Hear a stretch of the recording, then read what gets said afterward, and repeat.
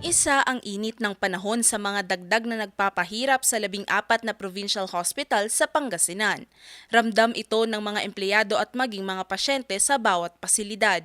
Bagay na nais maibsan ng pamahalaang panlalawigan ng Pangasinan. Kaya't 2 air conditioning unit ang kanilang hinandog sa Asingan Community Hospital. Importante po yung mga aircon doon sa OPD dahil napakainit po ng lugar na yun.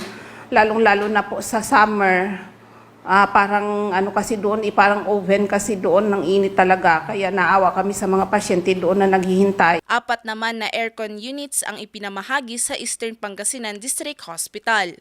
Ang mga ito, ipipwesto raw ng pamunuan sa kanilang laboratory, x-ray section, PhilHealth section at surgery department para sa mas banayad na pagbibigay serbisyong medikal.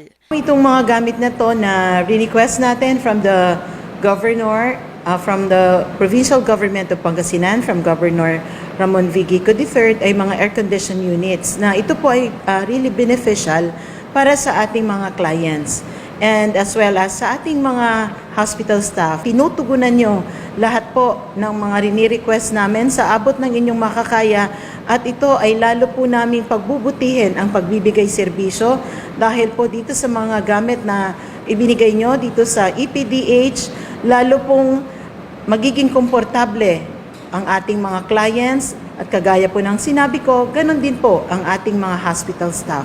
Maraming salamat po Governor Monmon Gico III and sa probinsya ng Pangasinan. Bukod dito, target din ng pamahalaang panlalawigan na makapagbigay ng karagdagang mga medical equipments at makapagtayo ng mga bagong gusali na maghahatid pa ng serbisyo sa mga Pangasinense.